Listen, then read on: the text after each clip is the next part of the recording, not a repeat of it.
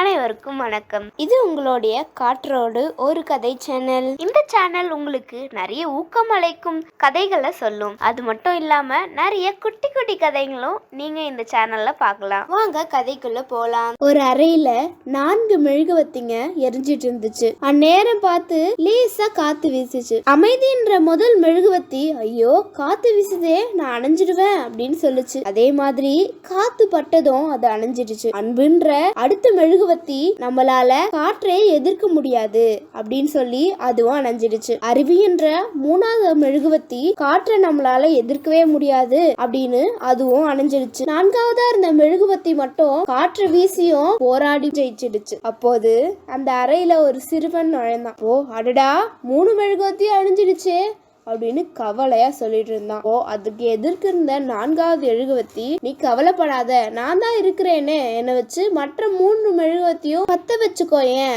அப்படின்னு சொல்லுச்சு. சிறுவன் உடனே உன்னுடைய பேர் என்ன அப்படின்னு கேட்டான். என் பெயர் நம்பிக்கை அப்படின்னு சொல்லுச்சு. இதுல நம்மளுக்கு என்ன தெரியுது? நம்ம வாழ்க்கையில நம்பிக்கையை மட்டும் இழக்கவே கூடாது. இன்னும் இது மாதிரியான நிறைய கதைகள் கேட்க இந்த சேனலை சப்ஸ்கிரைப் பண்ணிக்கோங்க. மறக்காம பெல் பட்டனையும் கிளிக் பண்ணிக்கோங்க. நன்றி.